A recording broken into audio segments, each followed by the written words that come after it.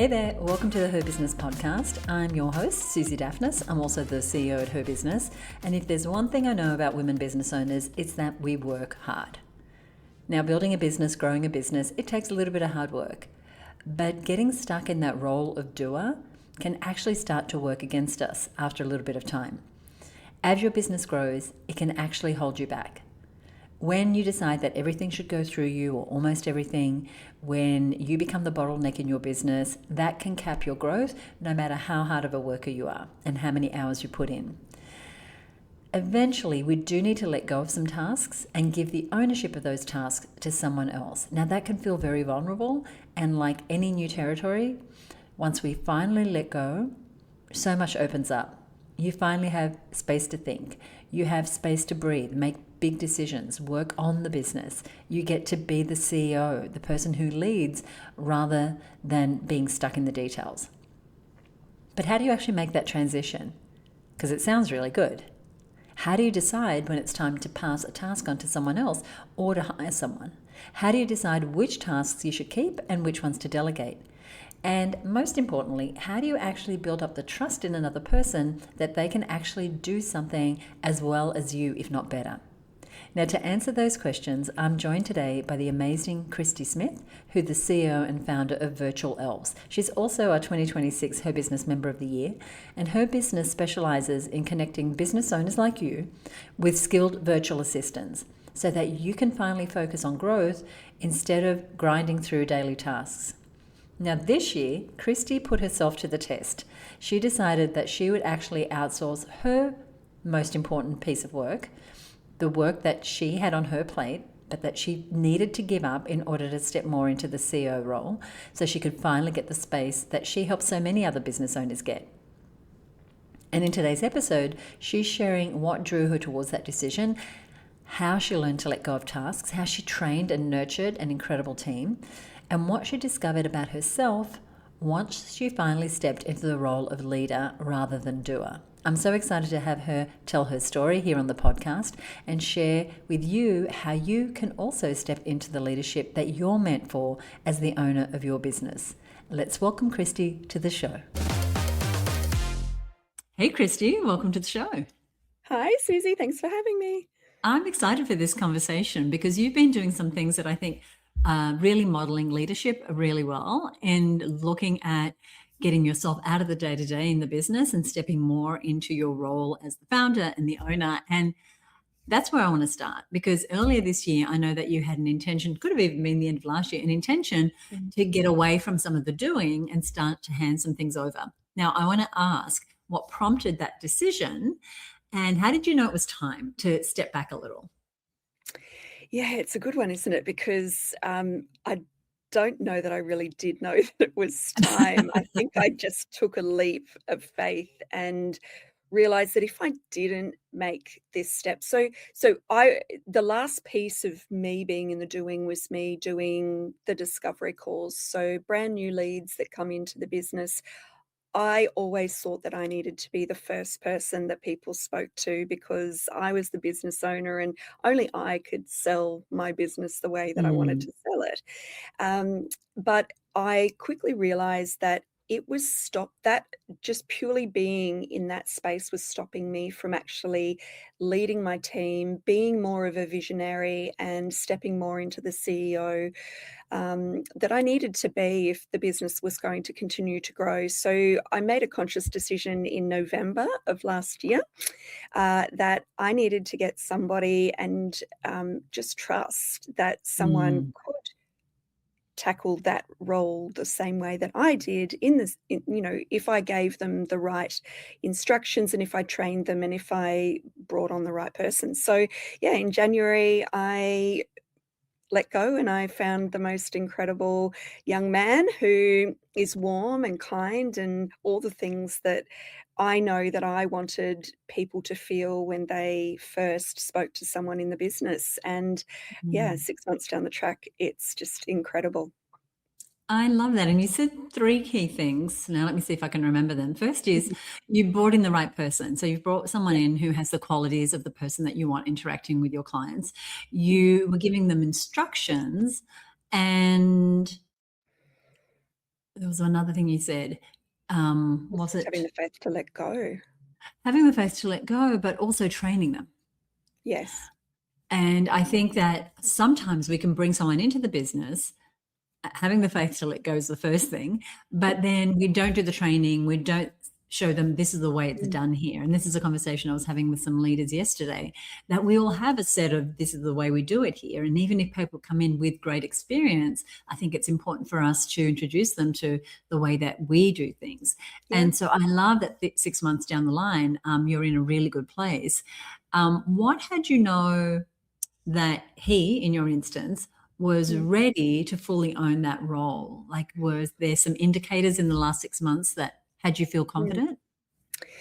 Yeah, there definitely was. And it wasn't the fact that he got straight into the role and I could hand it all over at once. It was a very staged handover. And so, that you talk about training, well, that thinking about an onboarding process, I think, is super important. I mean, we talk about that a lot in my business, but when you're bringing somebody new into the business, not only is it important that you show them the tasks that they need to do, but you give them the time to feel comfortable enough before you move them to the next spot. So the thing that worked for me was just constantly, every single day, having an end of day meeting with Jake to say, how did you feel about today? What were the things that weren't comfortable? What were the things that you think don't work for you in the process? And through that process, over probably took him about 4 months to feel totally comfortable that he could completely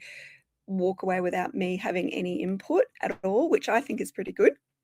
And I think and he felt the ownership because I allowed him to come back to me with feedback on whether or not how I used to do it works for him as well. And what I So love it's a is two. those regular check-ins, because I don't feel we do enough of that. I feel like we think, well, they're adults, they can read instructions, I've got an SOP for that.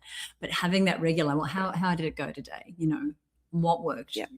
I don't know what your exact process was, but I know for me that onboarding that's worked the best is when the touch points, especially in the early weeks, were very frequent, like every day for a couple of weeks, and then maybe every second day. And we've never stopped in some ways, but so often I see people just expect people to know what they're doing and not have that really quick feedback. Because if someone's been doing something incorrectly, if you like, for 2 days, and we make that correction, that's different to 2 weeks, 3 weeks, a month down the line, correcting them, just for their That's it. confidence or your progress, so many things. Yeah. So that was a key role that you knew you needed to move on to step more and more into the CEO role. How do you decide what stays with you and what belongs to someone else? That was the hardest part because for 16 years, I was the key role in the operational part of the business. And the doing, and just knowing that every single day something was in my schedule to keep me busy, to keep me, this whole idea of keeping busy makes you feel like you're achieving something. And then all of a sudden, you hand it over to somebody, and over time, with confidence, they keep taking the next piece and the next piece and the next piece. And then all of a sudden, you don't have that role anymore. Mm. I was lost. I Yeah. didn't know what to do. I would come into work every single day and, be contacting Jake and saying, "Is there anyone that I need, you want me to speak to today? Is there any?" Because I was just, I I honestly felt like, I'd actually lost a piece of me because that connection with the client was Mm. the one thing that really lit me up. So again, how did I decide what to keep and not to keep? I knew that I had to give him that entire role for him to take ownership of it. But what was really great through our conversations, and I know that we're going to talk about my quarterly meetings as part of leadership, through those conversations, it was him that actually said to me, "Hey, Kristy, I was just thinking, if you still wanted to keep the connection with clients, what about if you did the client testimonial interviews and reconnected with them after 3 months. So That's great. I brought something back in that gave me that connection, but I didn't take back on the day-to-day part of the role. I was able to give that Mm. fully, and I think, it's not whether I decide whether I hold on to things necessarily. It's I think my team decide whether they're ready to take it from me, to be honest. I and it's letting go. We've talked about letting go. You've got to be comfortable, and the only way you can be comfortable is by giving them the confidence by giving it to them. And You can't give them arming the them with confidence by the holding on things to that it. can help them succeed, like the Yeah, training, like the information, like the ability to check in every yeah, day, and until they can fully own it. Because it's one thing yeah. to delegate, and it's another thing to have someone fully own something. And I Mm. love how, you resisted the going back, jumping in, fixing things. Um, Yeah, and I love that he could see a piece that is really ideal for you to get all the yeah, love 3 months later, yeah, and also, any critiques and whatever at that point. yeah. But again, you mentioned something, and that I wrote a little article about this just the other day, that grief, which is kind of sounds like a heavy word, but when you go from being indispensable in your business to coming into the office every day and going, um, I feel like a little Netflix. and, grieving the connection that you had. And Yeah, so, if we're not aware that those emotional things happen in our business, we can throw mm, ourselves back into, well, I'll just go in and fix it, and I'll just take on a few calls, and he's probably got too much on, or whatever it is, and put yeah, yourself right in the way of disempowering that person. Whereas if you yes, can say, oh, I feel a little lost. I kind of miss the connection. I wonder how else I could be connected. And then yeah. this opportunity comes out. I think that a lot of women say they want to delegate more and more, but what they're struggling with is exactly what we're talking. It's the actual letting go. Was there anything you had to shift in yourself before you could truly hand over the role?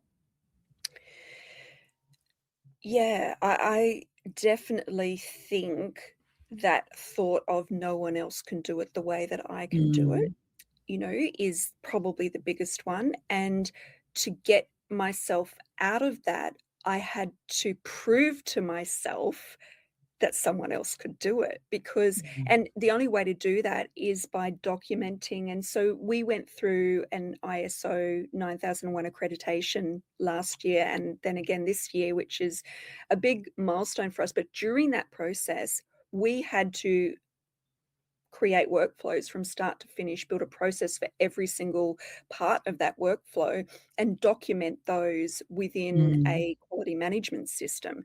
So because of that, I could see quite clearly exactly where I could let go of those things and how I could stage it to actually hand that over so it wasn't so scary.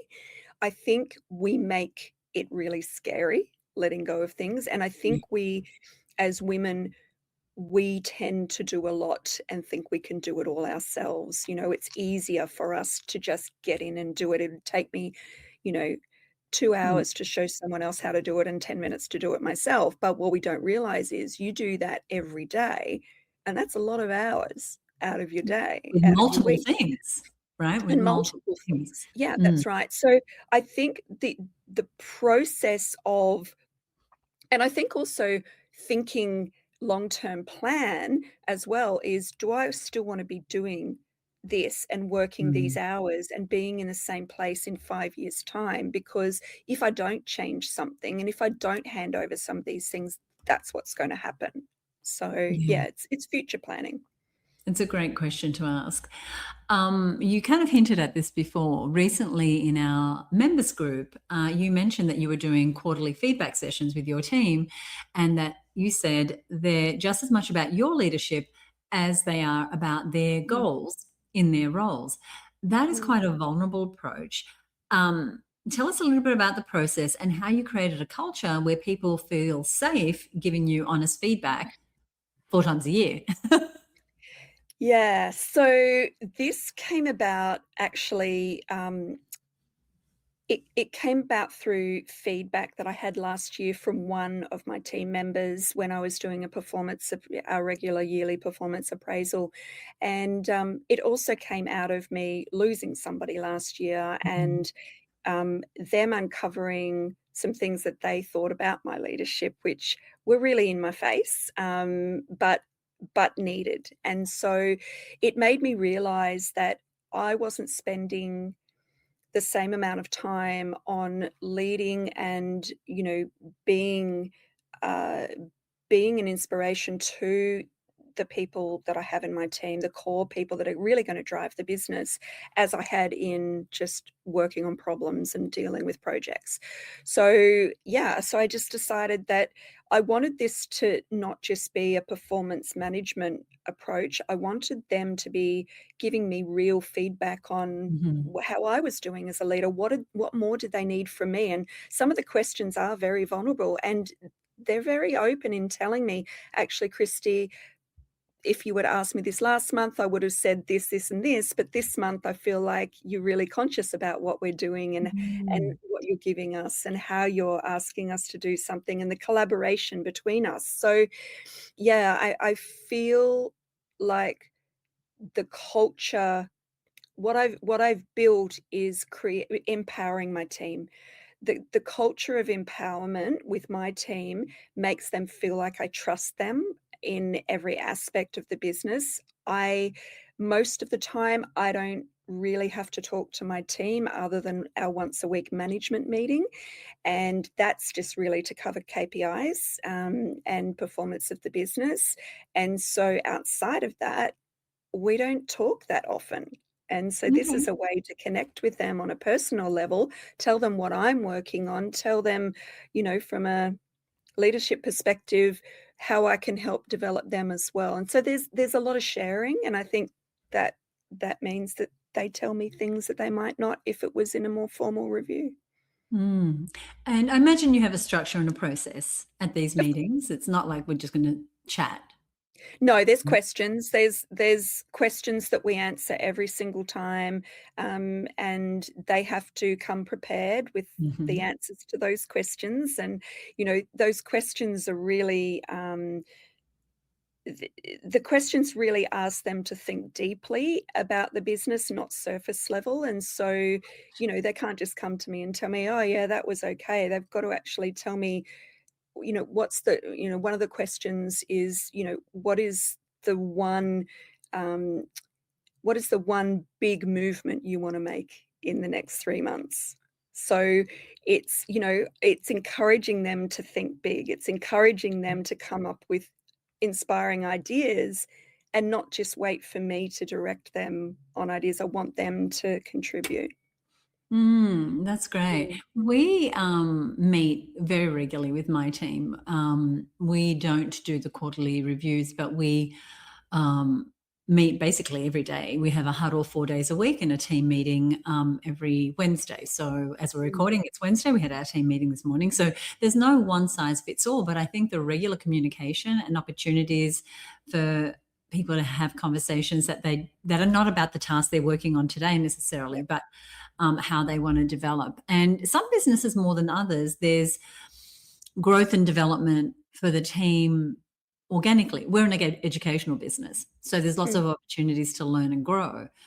Plus, we're adopting new platforms and different technologies, so people are upskilling themselves as a result of the work we do. But otherwise, I think to consciously say, what is the big move that you want to make?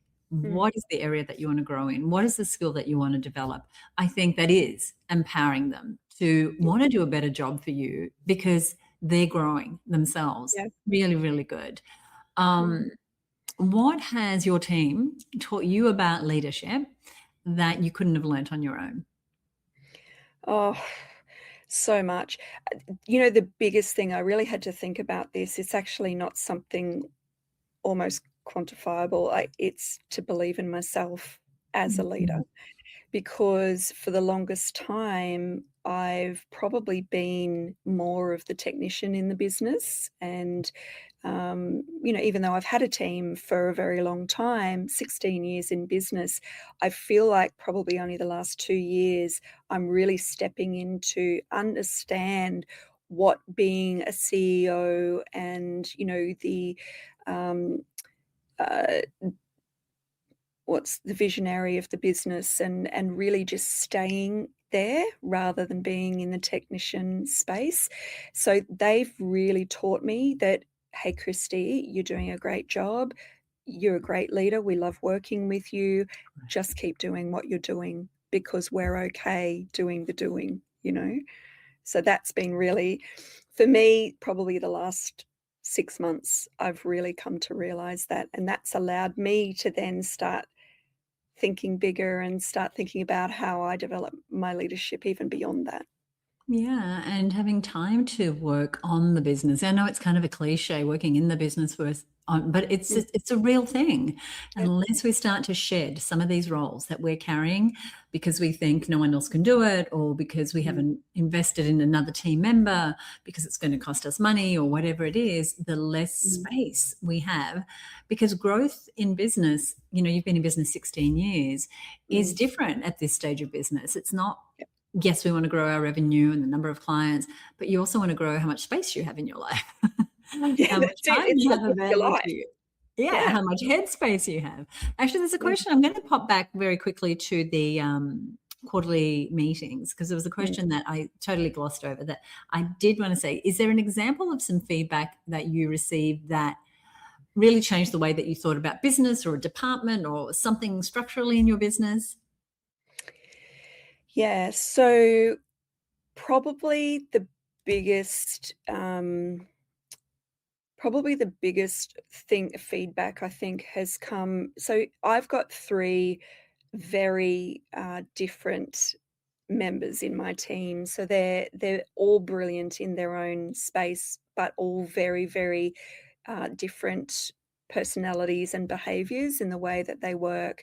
But that actually works a lot of the time. I think one of the biggest pieces of feedback for me was around making sure that there is a clear pathway for constructive feedback. I mean, it's criticism, feedback, whatever it is, but it's making sure that there is a pathway. And that really um, helped me develop an operational improvement board in my Monday Tell us about that. management system. And what that does is allows me to sit as the leader above that. And when anybody suggests something or thinks that there's a problem with the way that we do something, it goes Mm. straight into that board and it becomes a project. And I assign that to the person that I think, or, it could be all 3 of them that are working on it together. But I try to stay out of it as much as possible and get their heads together to solve the Mm. problem or to come up with something, because each Mm. one of them, when they contribute, brings the most incredible result. And yep, I could step in and go, here's what I want you to do with this, but it doesn't create ownership and it doesn't empower them to actually solve the problem so that it relates to their department. I'm not working Mm. in their department on a daily basis to actually know what their challenges are, and if someone was to put a new process in place, how that might affect them. So that's probably the biggest piece, is when someone gave me some feedback and sort of said, I'm kind of not sure where we put this when it happens. Yeah, and so can anyone nominate an item for improvement? Yes. And then you determine who the best people are to work on that improvement? And is it usually an SOP? Oh, not always. And Mm. so an example might be that we've got a feedback mechanism for our clients, and we've had the same feedback mechanism for years and years. And Jake has come in and said, well, actually, I'm working with the clients. It doesn't work. That feedback Right. doesn't give me the data that I need. He's a real data nut.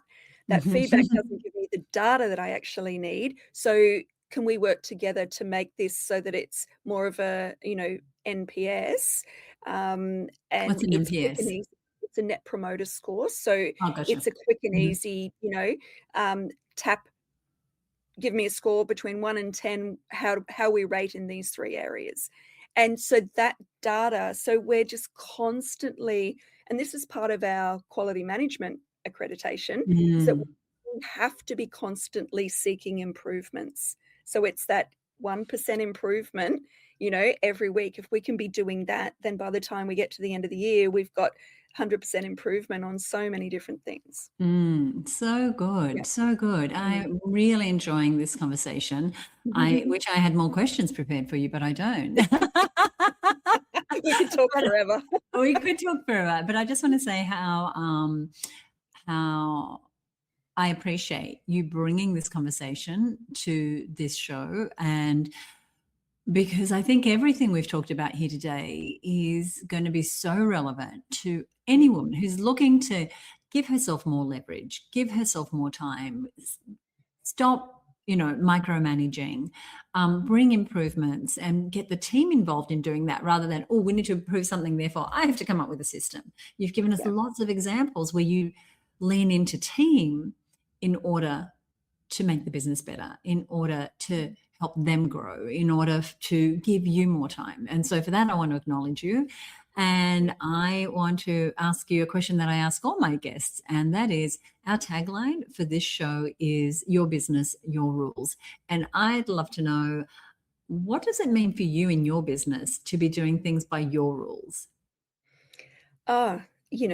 We've probably said this before, and I'm sure the answer is the same for so many people. It's freedom. It's freedom of choice, freedom of, the ability to decide whether or not I want to do something, and not have to do it because, everyone says that you need to do it. There's so many new, bright, shiny things out there with AI, with, the way that leading, all these things, automations and dehumanizing so many things.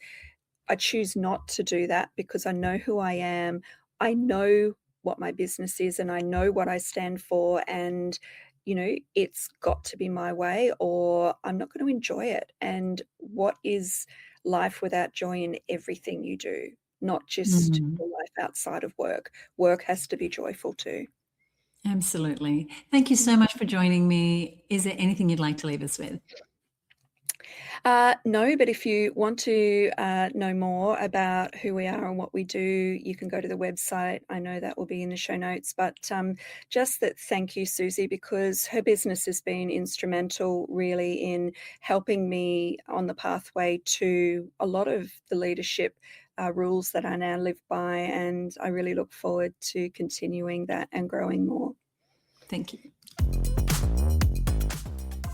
I hope you enjoyed that conversation. I want to thank Kristy for not just being on the show today, but for really being an example to so many business owners. It's hard to make that transition from doing it all yourself to trusting others to do it for you. It's even harder to let go of something that you feel is a really, really important role. It takes some vulnerability, and it takes a little bit of time. And you heard her talk about training, onboarding, giving that person time to get up to speed. And it also takes courage on the part of the business owner. And Kristy has been able to do it with such grace, as she does so many things. I love that she takes every conversation, every task, every meeting as a chance to not just delegate to her team, but to really learn about who she is as a leader and to discover what feels right for her. That's part of business by your rules, right? Which is our tagline, your business, your rules. You don't have to be a certain type of leader. There is no rule book to follow as a CEO, despite what others might tell you. You get to decide what workflow works best for you, what style of communication clicks with you and your team, how frequently you want to meet with them. And just like Kristy, you get to decide which parts and pieces of your business you put your energy towards and which ones you let go of. Now, Kristy has so many great resources for founders and business owners over on her website, so be sure to check them out. I'm going to put a link to that and other resources, her socials, those sorts of things, over at herbusiness.com/370. Now, I would love to hear your thoughts on today's episode and if it's changed your idea about what leadership can look like in your business. Now, you can leave a rating or review on Apple Podcasts or Spotify, or you can send us a direct message. And the best place to do that is on Instagram. You'll find us at HerBusiness on Instagram. And if you'd like to join Kristy and other incredible women business owners who are building their businesses by their rules, join us inside the Growth Network at our founding price of just $37 a month.